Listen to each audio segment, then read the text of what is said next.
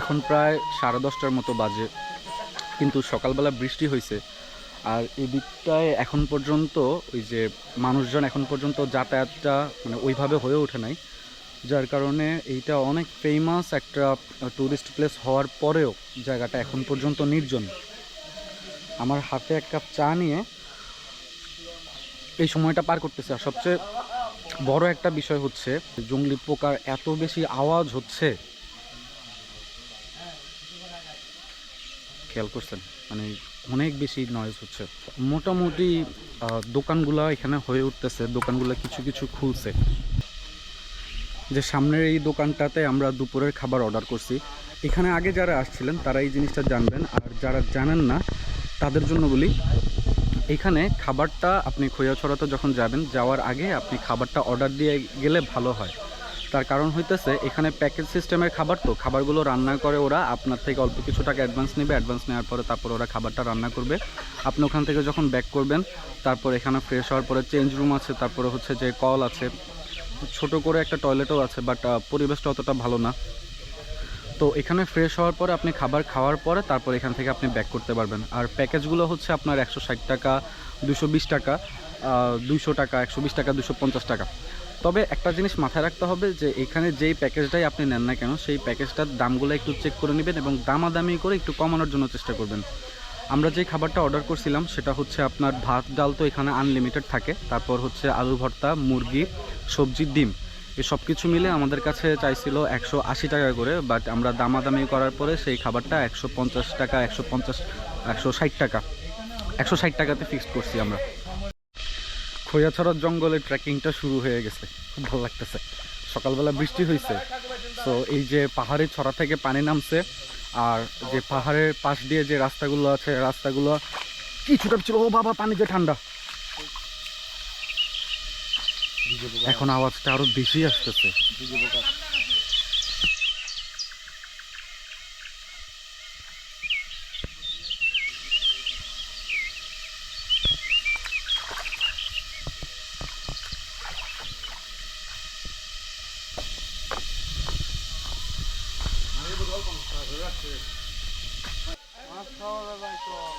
কম না? কি মাছ পান? চিংড়ি, পুঁটি এগুলো পান এখানে? আজকে পাইছেন এখন পর্যন্ত? আজকে এখন পর্যন্ত মাছ পাই না এখানে।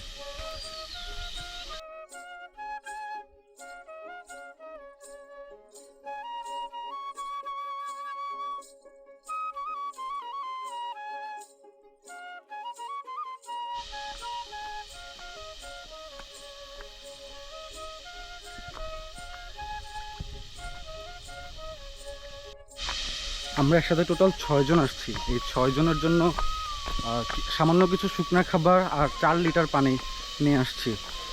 আর এই পানি 4 লিটার পানি মানে হইতেছে 2 লিটারের 2টা বোতল নিয়ে আসছি সাথে। এবং এই 2টা বোতল শাওকির কাছে মনে হইতেছে যে এক্সট্রা, যে 6 জনের জন্য 2 লিটার পানি আনলে হইতো। বাট যে জিনিসটা এই ঝর্ণাতে বা আপনি যখন ট্রেকিংয়ে যাবেন সবচেয়ে বেশি ম্যান্ডেটরি, সেটা হইতেছে যে আপনি মাস্ট বি আপনার জন্য পানির বোতল নিয়ে যাইতেই হবে। অনেকে পানির বোতল নেয় না, তো দেখা যায় যে মানে আমার প্রিভিয়াস এক্সপিরিয়েন্স থেকে বলতেছি যে আমার যতটুকু পানি দরকার হয় তার চেয়ে আমি আরেকটু বেশি পানি নিয়ে যাই, যার কারণ হইতেছে যে যে কোনো সময় পানিটা আমার লাগতেই পারে। সো একটু বেশি পানি থাকলে সমস্যা নেই, তো 1-2 লিটার যদি এক্সট্রা থাকে এটাতে কোনো প্রবলেম হয় না। তো বেশিরভাগ সময় দেখা যায় কি যে অন্যান্য যারা আসে একদম খুবই শর্ট টাইমের জন্য ঘোরাঘুরি করতে আসে, ওরা একসাথে 2-3টে স্পট হয়তো কভার করবে। সো ওরা একটা রাশের মধ্যে থাকে। তো রাশে থাকার কারণে হয় কি যে ওরা একটু দ্রুত গতিতে আপনার মনে করেন ট্রেকিং করে, তো ওদের পানির দরকার হয় অনেক বেশি।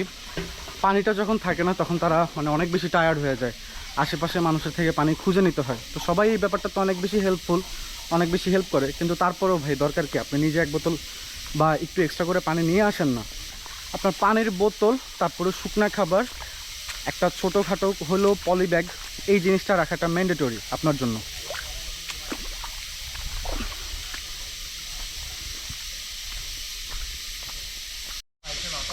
এই জায়গাটা থেকেই পাহাড়ি মানে উঁচু পাহাড়ি রাস্তা শুরু। বৃষ্টি হওয়াতে, ওই যে বললাম যে সকালবেলা কিছুটা বৃষ্টি হয়েছে, বৃষ্টি হওয়াতে পাহাড়টা পিচ্ছিল ছিল, এখন পানিটা শুকিয়ে আসতেছে, দেখে রিস্ক ফ্রি আছে, একটু তাড়াতাড়ি করে হেঁটে যেতে পারবো। বাট অন্য সময় টানা যদি বৃষ্টি পড়তে থাকে এই জায়গাটা এতটা বেশি পিচ্ছিল হয়ে যায়, এত বেশি রিস্ক। ভাইরে ভাই, খৈয়াছড়ার এক্সপিরিয়েন্সটা মানে বলার বাইরে।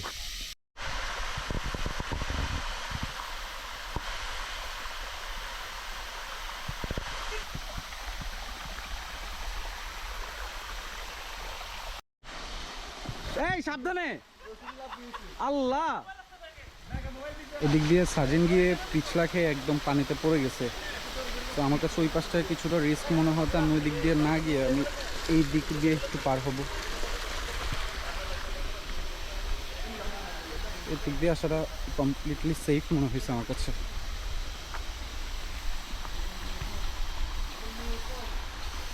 ঘটনা হয়েছে কি, এই যে পিচ্ছিল যে জায়গাগুলো আছে না, এইগুলোতে যখন পানি পড়ে, মনে করেন এই জায়গাটাতে পানি পড়ার পরে এটা পুরোপুরি পিচ্ছিল হয়ে যায়। তো প্রথমে যেই মানুষ এখান দিয়ে এক পাথর থেকে আরেক পাথরে পা দিয়ে পার হয়ে যায় তার জন্য কোনো সমস্যা হয় না, কিন্তু তার পায়ের পানিতে এটা যখন পুরোটা পিচ্ছিল হয়ে যাবে তখন এরপরে যে মানুষেরা আসবে তাদের জন্য এখানে পার হওয়াটা প্রচণ্ড পরিমাণ রিস্ক। আর এগুলো যেই পরিমাণ শক্ত পাথর, একবার যদি তার মাথায় লাগে মানে ইনজুর্ড হওয়ার সম্ভাবনা একেবারে 80 to 90%। আর যতই আপনি একদম দামি গিয়ার পরে আসেন না কেন, এই জায়গাগুলোতে আপনার সাবধানতার কোনো মাইর নাই। কারণ অলরেডি আপনারা জানেন এই ঝর্ণাগুলোতে যারা ঘুরতে আসে অনেক মানুষ অসাবধানতার কারণে মারা যায়। সো এরকম ঘুরতে এসে কেউ যদি মারা যায়, এই জিনিসটা আসলে আমি আগেও বলছি, এই লসটা আসলে আনবিয়ারেবল লস।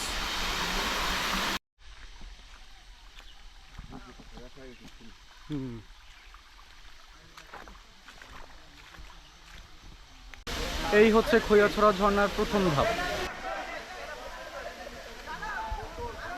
পানি কিছুটা কম, কিন্তু তারপরেও যতটুকু পানি আছে অনেকটুকু ঠান্ডা।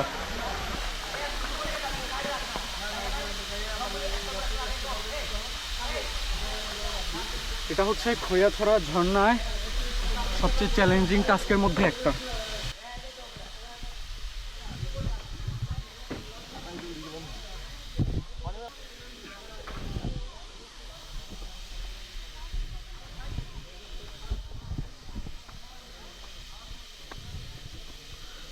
কোনো মতে পার হয়েছি। Thank you Sajin, thank you. এই জায়গাটা খুব বেশি রিস্কি, জানেন কেন বলতেছি? ও আচ্ছা, দেখেন এখানে একটা ছোট করে সাইনবোর্ডও দেওয়া আছে যেটা বিপজ্জনক এলাকা, অতিক্রম করা নিষেধ।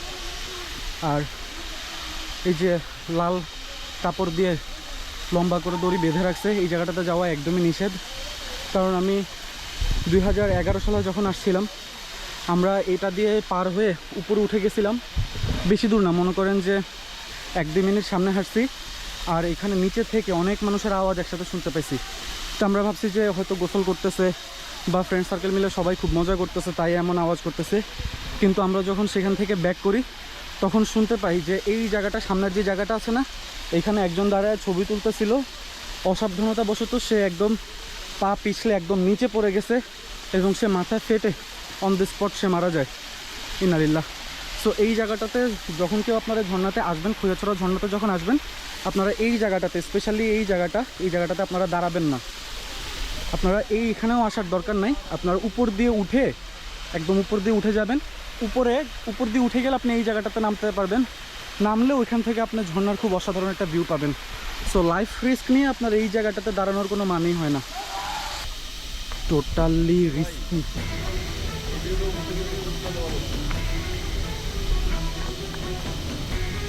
আমি উপরে উঠে আপনাদেরকে দেখাবো এই জায়গাটা কতটুকু রিস্কি এবং কতটুকু রিস্ক নিয়ে আমাকে উপরে উঠতে হচ্ছে। ঝর্ণা হচ্ছে একদম ওই নিচে, ক্যামেরায় হয়তো এতটা ক্লিয়ারলি দেখানো যাবে না গোপ্রোতে, বাট আমাদেরকে ওই যে ওখান দিয়ে দড়ি বেয়ে বেয়ে এখানে এসে তারপরে এদিক দিয়ে উঠতে হচ্ছে। বিশ্বাস করেন উঠার সময়ের যেই কষ্ট, সেই কষ্টটা আমাদের কাছে কিচ্ছু ফিল হইতেছে না। এই যে দেখেন আমার পিছনে খৈয়াছড়া ঝর্ণা সেকেন্ড অ্যান্ড থার্ড স্টেপটা দেখা যাচ্ছে।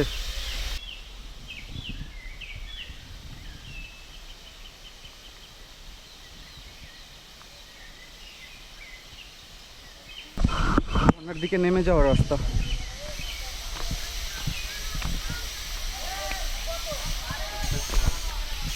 খুবই সাবধানে নামতে হবে আমাকে, একদম খাড়া খাড়া পাহাড়, আর মাটিটা হচ্ছে একদম ঝুরঝুরে। সো আপনার যেই স্যান্ডেল বা যে জুতোটা পরে আসেন, ভালো গ্রিপ না থাকলে বা আপনার পায়ে যদি পানি থাকে এই জায়গাটা দিয়ে আপনি স্লিপ করে যাবেনই, এইভাবে একদম স্লিপ করে পড়ে যাবেন।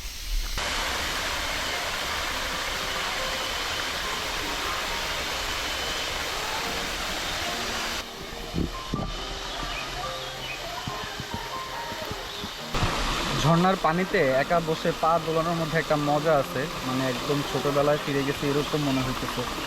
আর ঝর্ণার পানির যে আওয়াজ, আলহামদুলিল্লাহ খুব দারুণ লাগতেছে। বাট এইসব জায়গাগুলোতে আসলে না কিছু কিছু জিনিস দেখলে আপনারও মন খারাপ হয়ে যাবে। তার মধ্যে একটা হচ্ছে আপনার সাথে যে খাবারগুলো থাকে, যে পানির বোতলটা থাকে। হ্যাঁ ভাই, ইউটিউবার। তো আপনার সাথে যে পানির বোতলটা থাকে বা যে খাবারের প্যাকেট, চিপসের প্যাকেট, পলি ব্যাগ এগুলো থাকে, এই সুন্দর পরিবেশের মধ্যে কিছু দুষ্টু প্রকৃতির মানুষ থাকে, এরা এইসব জায়গার মধ্যে এই বোতলগুলো ফেলে যায়। মানে এত অসাধারণ ভিউর মধ্যে এই মনে করেন ম্যানমেড যেই বাজে ব্যাপারগুলো আছে এগুলো দেখতে খুব খারাপ লাগে। তো এই ভিডিওটা যারা দেখবেন, আপনাদের কাছে আমার হাম্বল রিকোয়েস্ট, একদম ছোট্ট মানুষ হিসেবে আপনাদের কাছে আমার হাম্বল রিকোয়েস্ট, যে ঝর্ণাতে যখন আসবেন পানির বোতল, পলি ব্যাগ, চিপসের প্যাকেট, খাবারের প্যাকেট, এইসব জিনিসগুলো প্লিজ রিকোয়েস্ট রইল আমার, এগুলো আপনারা পানিতে ফেলবেন না বা আশেপাশে ফেলবেন না। আমি ডেফিনেটলি শিওর যে আপনারা অন্তত একটা ব্যাগ হইলেও আনেন, যতজনই আসেন আপনারা একটা ব্যাগ হইলেও আপনাদের সাথে ক্যারি করেন। তো সেই ব্যাগগুলোতে আপনারা আপনাদের যেই খাবারের চিপসের প্যাকেট বা যেই প্যাকেটগুলো থাকে এগুলো আপনারা সেই ব্যাগে করে নিয়ে যাবেন। এবং ঝর্ণার নিচে আমি আপনাদেরকে দেখালাম যেখানে হচ্ছে খাবারের দোকানগুলো আছে, সেইখানে ডাস্টবিন আছে, এখন পর্যাপ্ত পরিমাণে ডাস্টবিন আছে, সেই ডাস্টবিনগুলোতে ফেলে দিবেন। তাইলে হচ্ছে কি যে আপনি যেরকম ঝর্ণাটা এনজয় করে গেছেন, আরেকজন আসলেও ঝর্ণাটা এনজয় করার মতন সুযোগ থাকে। এখন আমি আপনাদেরকে যে দেখাবো ঝর্ণার অসাধারণ একটা ভিউ দেখাতে চাইছিলাম, কিন্তু এখানে পানির বোতলগুলো এমনভাবে পড়ে রয়েছে দেখতে আসলে আমার নিজের কাছেও খারাপ লাগতেছে। আপনাদেরকে বা কী দেখাবো আমি বলেন। ফাহিম উপরে উঠতেছে ঝর্ণাতে একটা লাফ দেওয়ার জন্য। I will do it.